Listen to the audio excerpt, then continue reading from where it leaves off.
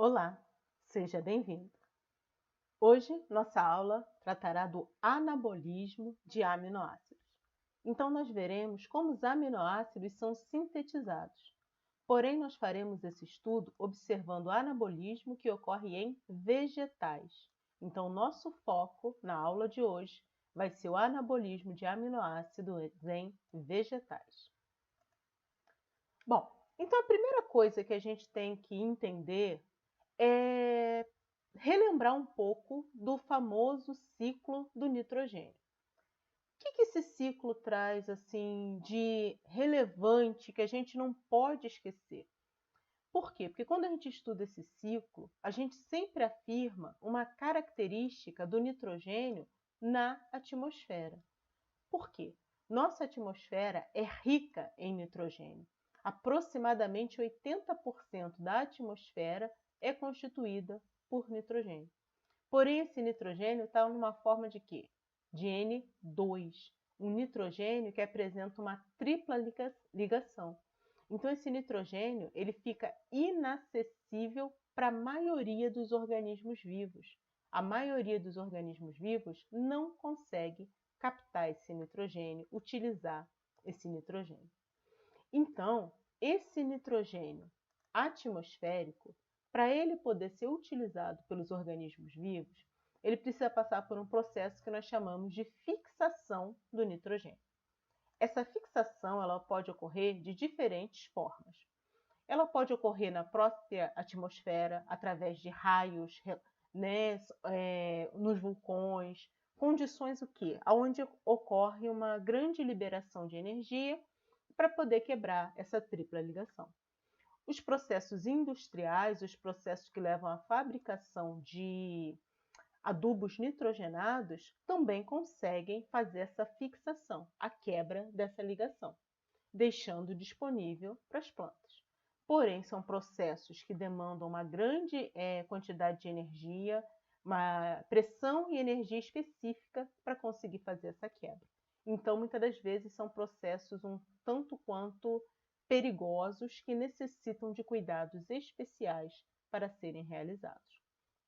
E um processo que traz enormes benefícios para as plantas, às quais se associam, são os processos que nós chamamos de fixação biológica do nitrogênio. Então, essa fixação biológica é sinal de que é realizado por algum organismo vivo, que são as bactérias que nós chamamos de bactérias diazotróficas. Bactérias diazotróficas são bactérias que conseguem se alimentar desse diazoto. O nitrogênio antigamente era chamado de azoto. Então é trófica porque elas se alimentam desse nitrogênio que apresenta essa característica. Bom, essas bactérias diazotróficas, elas podem ser de diferentes tipos. Existem as bactérias que vivem aonde? Que vivem em simbiose com a planta. Então, elas ficam nos nódulos, elas formam um ambiente específico nessa simbiose, os nódulos, e apresentam essa troca. Então, a bactéria se beneficia, a planta se beneficia. Então, elas conseguem fixar esse nitrogênio e permitir, promover a planta com o nitrogênio. Existem bactérias que já vivem o quê? Não estão numa associação direta, numa simbiose direta com a planta. Elas já vivem livre no solo. Então, existem algumas que vivem livre no solo, totalmente isoladas. Existem algumas que já vivem aonde? Na rizosfera, vivem associadas a essa planta. E também vão garantir o quê? Vão garantir que o nitrogênio atmosférico se transforme em amônio. Então, percebam que o processo que traz o nitrogênio da atmosfera para o solo, para deixar ele disponível pela planta, ou principalmente os processos industriais, através dos adubos nitrogenados, ou através da fixação biológica de nitrogênio. E aí, uma vez que esse nitrogênio está no solo, uma série de outras reações podem ocorrer. Tá? Então, por exemplo, amônio pode ficar no solo através da fixação ou através da adubação nitrogenada. E existem algumas reações que transformam esse amônio num outro tipo de nitrogênio, o nitrato. e assim ficando disponível e sendo transformados por uma série de outros organismos, uma série de outras reações. Então, quando a gente fala dessa fixação biológica do nitrogênio, olhando a bioquímica desse processo, a gente vai descobrir, então, que essas bactérias diazotróficas, essas bactérias que conseguem utilizar o nitrogênio atmosférico, elas apresentam uma enzima chamada de nitrogenase. É essa enzima que catalisa a transformação do N2, do atmosférico, em amônio. O detalhe que a gente tem que prestar atenção é que essa reação é uma reação que consome o quê? Consome muita energia. Então, essa é uma reação que, para ocorrer, a bactéria ela precisa ter energia suficiente para esse processo acontecer. Por isso que nesse processo de simbiose, essa troca ela é tão eficiente, ela é tão benéfica para ambas as partes. Para a planta, que recebe o nitrogênio que ela precisa, e para a bactéria, que recebe o quê? Como é que a bactéria consegue obter essa energia para fazer essa reação? O que a planta dá para a bactéria? A planta dá os carboidratos, que a bactéria respira, a bactéria também vai fazer respiração celular, via glicolítica, ciclo de Krebs, cadeia respiratória, para produzir o seu ATP. E aí, com isso, ela consegue ter energia suficiente para transformar esse nitrogênio em amônio. Bom, quando a gente fala dessa fixação biológica, sempre vem à nossa cabeça o sistema que a planta de soja hoje em dia consegue, né, utilizar. Então, o nosso cultivo, né, da soja nos dias de hoje ele é altamente eficiente em termos de nitrogênio. Por quê? Porque essa planta ela vem sendo melhorada para responder ao quê? A fixação biológica de nitrogênio. Então, existe toda uma pesquisa para garantir que as cultivares e as bactérias elas tenham uma interação perfeita. E quem foi pioneiro nesse processo, quem foi pioneira nesse processo foi a doutora Joana Dobenay. Então, muito do avanço que nós temos hoje em termos de eficiência da fixação biológica de nitrogênio foi graças a essa pesquisadora. Tá? Então, essas bactérias diazotróficas, como a gente falou, podem ter de vários tipos. Quando a gente fala dessas que vivem em simbiose, é porque existe um local específico, um nódulo, onde você tem uma troca de metabólicos, carboidratos, que a planta fornece, e o nitrogênio, que a bactéria fornece. Porém, além dessas bactérias que são capazes de gerar essa simbiose, existem aquelas que nós falamos, de vida livre. Algumas são de vida no solo, porém elas estão sempre associadas à rizosfera das plantas. Uma bactéria que tem sido muito falada nos tempos atuais é o azospirilo. O azospirilo ele tem sido utilizado como? O azospirilo ele tem sido utilizado como uma bactéria associativa. Então, plantas não leguminosas, como por exemplo uma gramínea, um milho, por exemplo, ele consegue se beneficiar desse processo associativo com essas bactérias que vivem na rizosfera ou até mesmo dentro da planta, tá? Mas, bom, aí é uma outra conversa, é uma outra aula, vamos deixar isso para um outro momento. Então, o que a gente tem que entender aqui? A gente tem que entender, a gente tem que ter claro que o nitrogênio no solo, ele é escasso. Então, o solo, naturalmente, ele não é rico em nitrogênio. Aonde que a gente tem abundância de nitrogênio? Na atmosfera. Porém, o nitrogênio que está na atmosfera não é acessível para a planta. Então, é necessário que haja um processo que traga o nitrogênio da atmosfera para o solo. O processo industrial, a fixação de nitrogênio industrial, ela ocorre e resulta nos adubos nitrogenados. Porém, biologicamente, existem micro-organismos, existem bactérias diazotróficas, que são capazes de quê? De permitir que esse nitrogênio que está na atmosfera possa ficar disponível para a planta. Então, algumas disponibilizam esse nitrogênio diretamente dentro dos nódulos, que já são, né, um tecido específico que a planta vai gerar na presença dessa bactéria, enquanto outras disponibilizam esse nitrogênio no solo, para que a planta possa absorver. Muito bem. Então, a planta ela vai absorver o nitrogênio, a absorção de nitrogênio. Então, a coisa que a gente tem que entender é que o nitrogênio ele vai estar na solução do solo. Um nitrogênio na sua forma inorgânica que as plantas absorvem. Os principais tipos de nitrogênio que serão absorvidos, que formas são essas? Um NH4, que nós chamamos de amônio, ou um NO3, que nós chamamos de nitrato.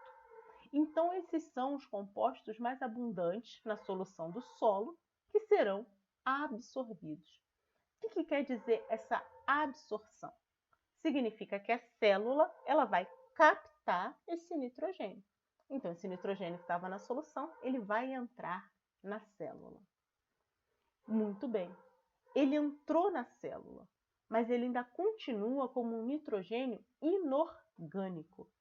É necessário que esse nitrogênio inorgânico se transforme em nitrogênio orgânico. Ou seja, é necessário que esse nitrogênio ele seja assimilado.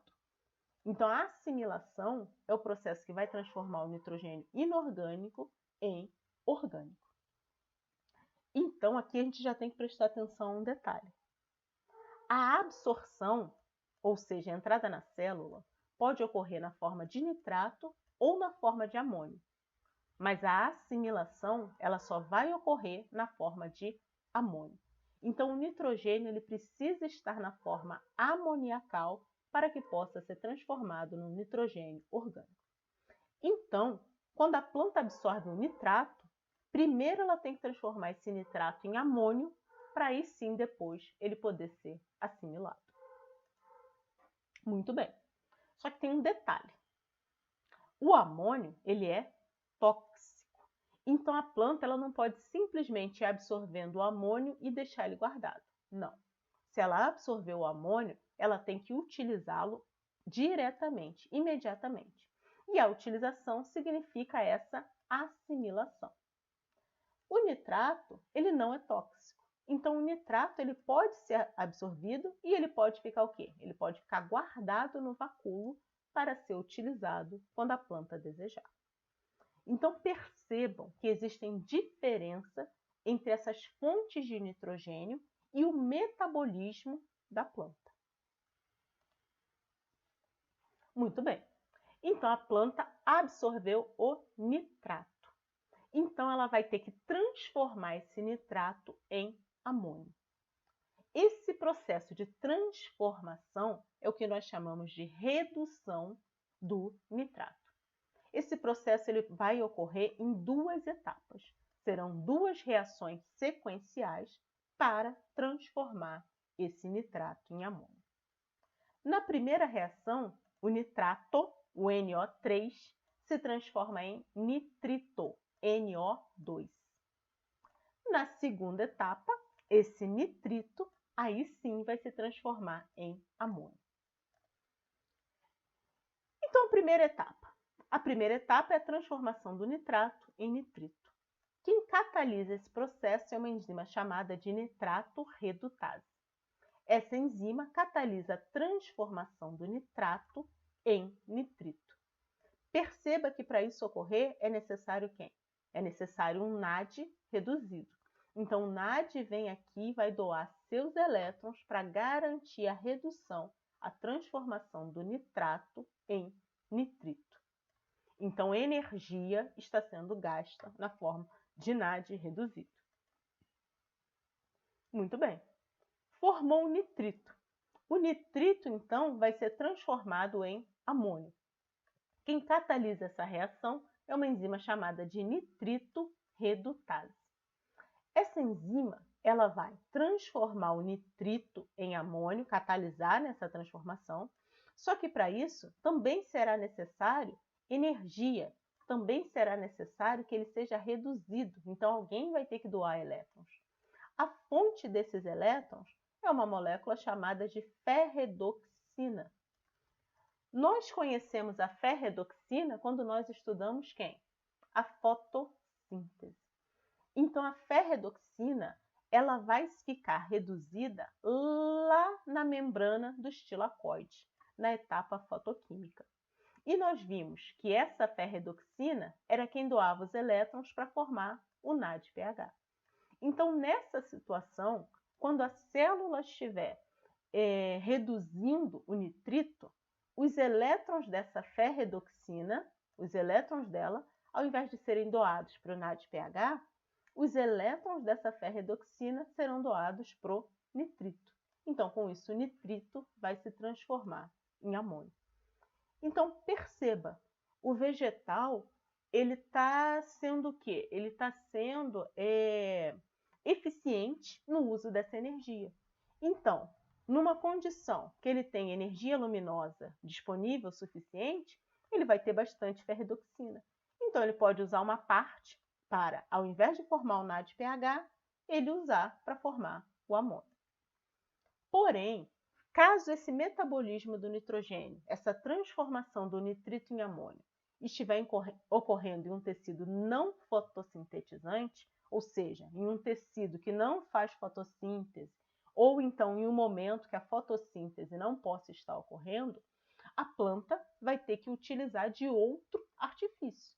Ela vai precisar reduzir o nitrito. Alguém vai ter que doar esses elétrons. E aí, nesse caso, a origem do nitrito vai ser o NADPH. Da onde que a gente conhece a formação do NADPH? O NADPH ele é formado numa via que utiliza glicose. Então, ela vai utilizar a glicose através da via das pentose fosfato para usar o NADPH. E aí, o NADPH é que nessa situação vai doar os elétrons para formar o amônio. Mas, preferivelmente, se for possível, essa planta prefere utilizar a ferredoxina reduzida. Então, percebam, o nitrato ele precisa se transformar em amônio. Essa transformação ocorre em duas etapas. A primeira etapa, o nitrato vira nitrito.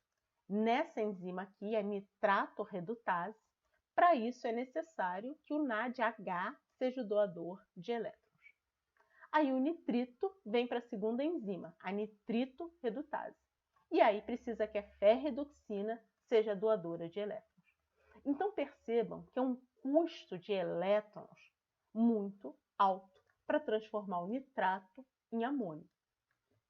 Então aí você pergunta, poxa, então por que a planta absorve o nitrato?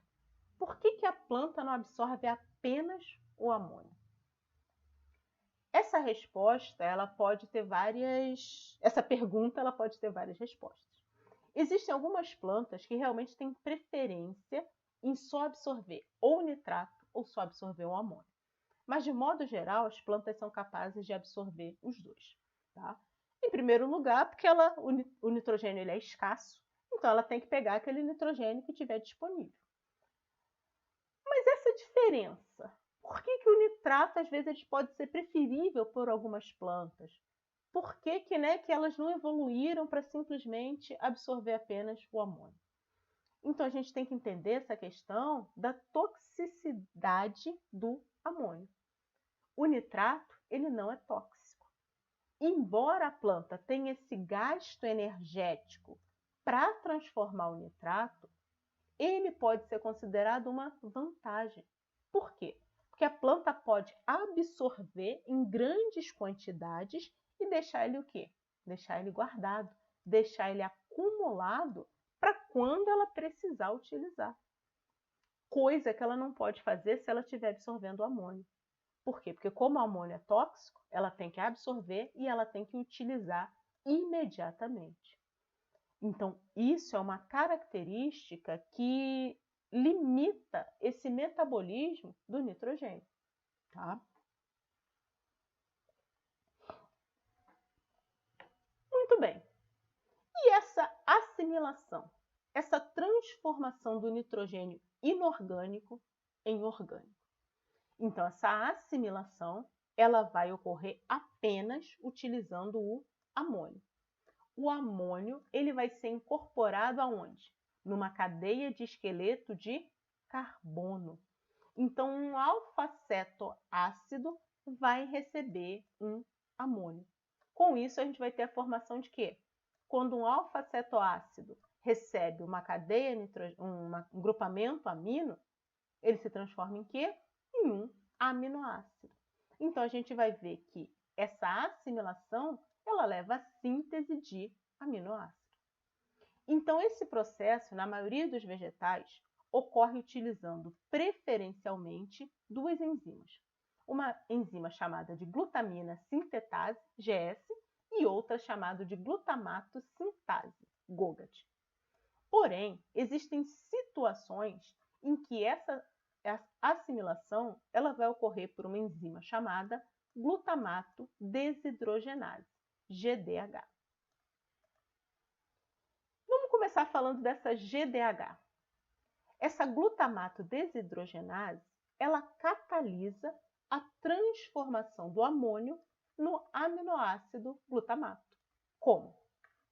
O alfa-cetoglutarato, um esqueleto de carbono, um alfa-cetoácido, quando ele recebe um grupamento amino, ele se transforma no seu aminoácido correspondente.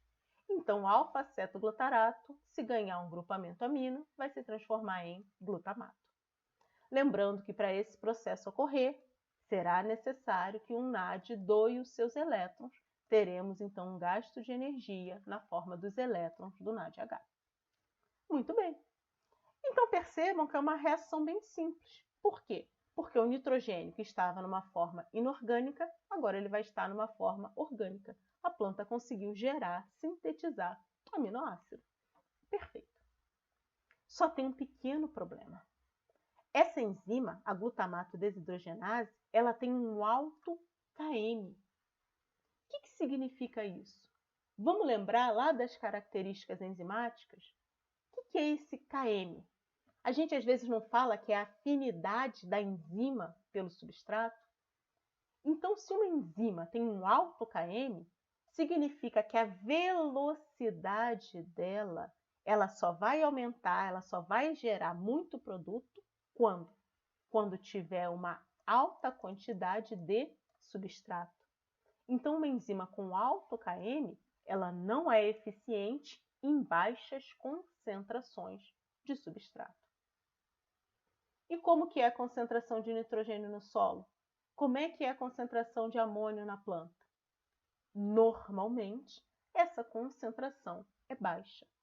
Então, normalmente, essa enzima não é a mais eficiente para fazer essa assimilação, porque em condições normais, o amônio ele tende a estar em baixa concentração.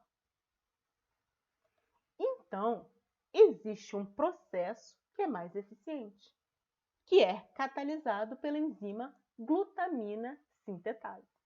Essa enzima ela já tem um baixo Km pelo amônio. Então, isso significa que mesmo em baixas concentrações de amônio, ela consegue pegar o amônio e incorporar ele numa molécula. Só que aqui a gente percebe que o negócio ficou um pouquinho diferente. Por quê? Porque ela utiliza o amônio, mas ela está usando o glutamato. Uai. E aí o glutamato, um aminoácido, se junta ao amônio. E com isso forma uma glutamina, um outro tipo de aminoácido. Como assim? Simples. A glutamina é um aminoácido que, além de possuir o grupamento amino ligado ao carbono central, ela apresenta um grupamento amino na sua cadeia lateral. Então, quando a gente fala da glutamina, a gente tem dois grupamentos amino.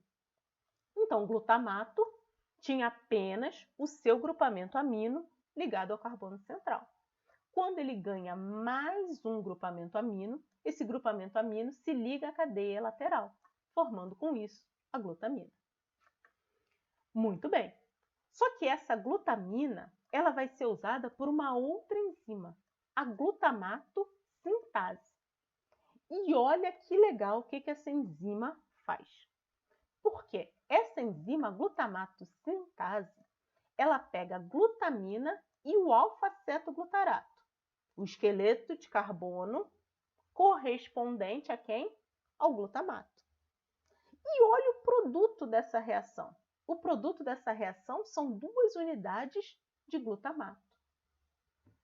Como assim? Para tudo, como que a gente conseguiu formar esses 2 glutamatos? Da onde que eles saíram? Simples. O alfa-cetoglutarato é o alfa-cetoácido correspondente de quem? Do glutamato. Então, um grupamento amino, ele é doado para o alfa-cetoglutarato. Então, quando o grupamento amino ele é doado, forma quem? Forma o glutamato. Mas e a glutamina? Se ela perder um grupamento amino, ela volta a ser quem? Ela volta a ser o glutamato. Vamos olhar de outro jeito. Então, esse processo que usa essas 2 enzimas, GS e GOGAT, ele vai ocorrer. Começa com um glutamato que ganha um grupamento amino. Com isso, o glutamato se transforma na glutamina. Processo esse sintetizado pela enzima glutamina sintetase.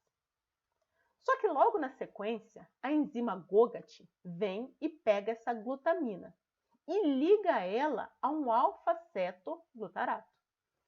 Essa ligação faz com que a glutamina doe o grupamento amino que ela tinha acabado de ganhar para o alfa-cetoglutarato. Quando o alfa-cetoglutarato ganha esse grupamento amino, ele se transforma em quem? No glutamato. Mas e a glutamina? Se ela perdeu o amino que ela tinha ganho, ela volta a ser quem? Ela volta a ser o glutamato. Então, percebam que essa reação que a GOGAT está catalisando, ela pega a glutamina e o alfa-cetoglutarato e gera 2 unidades de glutamato. Então, um dos glutamatos formados é utilizado por essa enzima para assimilar uma nova molécula de amônio, enquanto o outro é o lucro da reação. Ele vai ser utilizado no metabolismo celular para a formação dos demais aminoácidos. Tá? Vamos lá. Mas o que? Ah, tá! Esse processo também envolve gasto de energia. Então, a energia ela pode ser da ferredoxina, se esse processo estiver ocorrendo num tecido fotossintetizante, ou ele pode ser através do NAD reduzido. Muito bem. Então, eu estou assimilando o nitrogênio. Estou assimilando o nitrogênio na forma de amônio. Então, o nitrogênio, olha o caminho dele.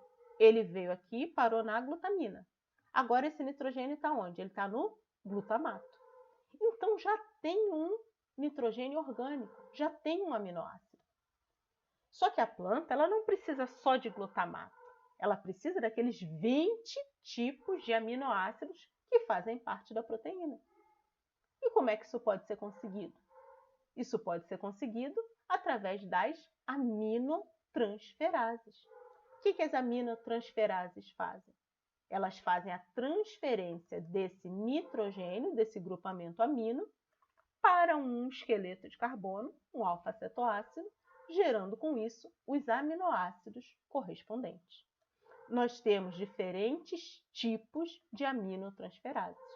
Então, por exemplo, uma alanina aminotransferase. Ela vai permitir que a alanina seja sintetizada. Então, reações de transaminação vão pegar esse glutamato que acabou de ser formado, o lucro da GOGAT, e vão utilizar para formar os demais aminoácidos. E isso é interessante porque os vegetais, a partir desse processo de transaminação, tem várias reações, pessoal, tem várias vias. Nós deveríamos estudar uma por uma. Não faremos, tá? Então, mas os vegetais apresentam enzimas que são capazes de sintetizar todos os aminoácidos que eles necessitam. Nós não conseguimos fazer isso. Então, por isso que nós temos aqueles aminoácidos que nós chamamos de quê? De essenciais. Então, as nossas vias de síntese, elas são limitadas. Então, ainda que a gente obtenha um glutamato, ainda que a gente obtenha um determinado tipo de aminoácido, a gente não consegue, apenas por transaminação, sintetizar todos os aminoácidos. Então, a gente precisa ingerir um animal ou um vegetal que tenha aquele aminoácido pronto para que a gente use no nosso metabolismo. Tá? Então, assim, a gente não vai focar, como eu disse no início da aula, na síntese nos animais. A gente está focando na síntese nos vegetais. E essa síntese, a gente vai ver que, a partir de alguns compostos, essa transaminação ela vai se processando e vai gerando todos os aminoácidos que são necessários. Então, o esqueleto de carbono ele vai permitir a síntese de determinado tipo de aminoácido. Então, existem enzimas específicas para gerar esses aminoácidos correspondentes. Muito bem, então esse metabolismo de nitrogênio está fácil. Está fácil, sim, porque eu já entendi que, na verdade, o amônio ele está sendo um ponto central. Por quê? Porque a gente acabou de dizer, só ele pode ser assimilado, só ele vira aminoácido, só ele vira um nitrogênio orgânico. Porém, quais as fontes desse amônio? Esse amônio ele pode ser obtido através da fixação biológica de nitrogênio.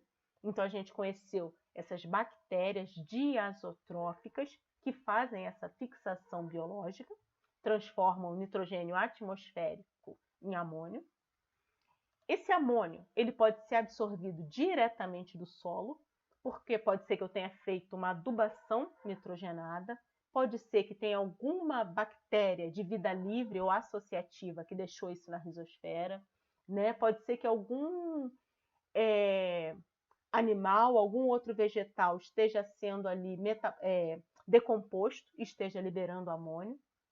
Então, a planta pode absorver diretamente do solo. Ou o nitrato pode ser absorvido e, através da nitrato redutase e nitrito redutase, se transformar em amônio. Muito bem. Uma vez que a planta tem o amônio, ela vai assimilar, vai transformar ele num carbono orgânico. Então, a gente viu que existe a GDH. A GDH é uma enzima que consegue pegar o amônio e transformar em glutamato. Só que ela não é muito eficiente. Por quê? Porque ela tem um baixo Km. E, normalmente, as concentrações de amônio no solo são baixas. Ela tem um alto Km e, normalmente, as concentrações de amônio no solo são baixas. Muito bem. Então, existe um outro sistema, um sistema chamado de GS-GOGAT. São duas enzimas que trabalham em sequência e, com isso, conseguem transformar o amônio no glutamato, transformar o amônio em um aminoácido. Esse sistema, embora pareça mais complicado, ele é mais eficiente porque essas enzimas têm um baixo Km. Muito bem. E agora que a planta tem esse aminoácido, ela quer isso para quê? O que essa planta vai fazer com esse aminoácido? Aí você para e pensa. Bom, aminoácido é constituinte de proteína. Então, essa planta pode querer esse aminoácido para sintetizar proteína. Mas a gente viu que proteínas podem ter diversas funções. Que função a gente poderia pensar que a proteína poderia ser interessante para a planta? Tem várias, né? Mas vamos pensar uma para a gente organizar nosso pensamento. Poderia ser uma proteína enzimática, né? Uma enzima. Sim, legal. Vai catalisar algumas reações. Mas tem tanta enzima na planta. Me dá uma enzima assim que você logo lembra quando fala de vegetal. Eu lembro da rubisco. Por quê? Porque a rubisco é uma enzima essencial para quê? Para a fotossíntese. Porque é a rubisco que catalisa a transformação de quem? Do CO2, um carbono inorgânico, num carbono orgânico. E aí, uma vez que o carbono inorgânico virou um carboidrato, o vegetal consegue fazer o quê? Ele consegue fazer diversos processos, inclusive a respiração celular, que vai gerar energia. Energia essa que pode, inclusive, ser utilizada nesses processos aqui, que nós vimos que consomem energia. Vamos colocar tudo isso num esquema? Simples. Simples. Por que é simples? Porque os aminoácidos poderão ser usados para gerar proteínas. Proteínas que podem ter função enzimática. Dentre as enzimas diversas que existem no vegetal, você tem uma, a rubisco, que vai ser essencial para a fotossíntese, aonde o CO2 se transforma em um carboidrato. Então, a partir desse carboidrato, o vegetal consegue fazer diversas reações que geram energia, permitindo que esse processo possa ocorrer. Mas nesse processo também tem quem? Se a gente olhar o ciclo de Krebs, ele é um dos principais fornecedores dos alfa-cetoácidos que são necessários aqui nesse processo. Então é interessante porque a gente vê que existe uma relação, nada é isolado. Existe uma relação entre o metabolismo de nitrogênio, que é o que a gente está estudando hoje, e o metabolismo de carbono. Se esse vegetal não tiver um metabolismo de carbono eficiente, ele não vai ter energia, ele não vai ter alfa-cetoácido para assimilar esse nitrogênio. E, ao mesmo tempo, se ele não tiver nitrogênio suficiente, ele não vai ter enzima suficiente para quê? Para realizar a sua fotossíntese, para gerar os seus carboidratos. Então, veja que paradoxo. Por quê? Os dois processos eles têm que ocorrer de uma forma equilibrada para garantir que esse vegetal tenha o seu desenvolvimento pleno. Muito bem, pessoal. Então, assim, esse estudo, né, do anabolismo de aminoácidos em vegetal, ele é um estudo que a gente precisa, assim, juntar várias coisas que nós vimos, né? Nós precisamos organizar nosso pensamento.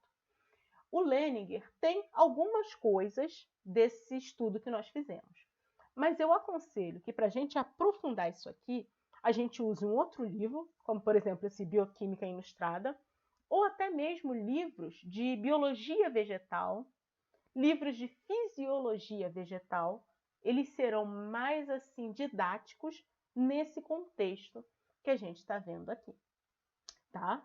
Então, vamos dar uma aprofundada no livro para a gente poder entender melhor esse conteúdo. Até a próxima, pessoal!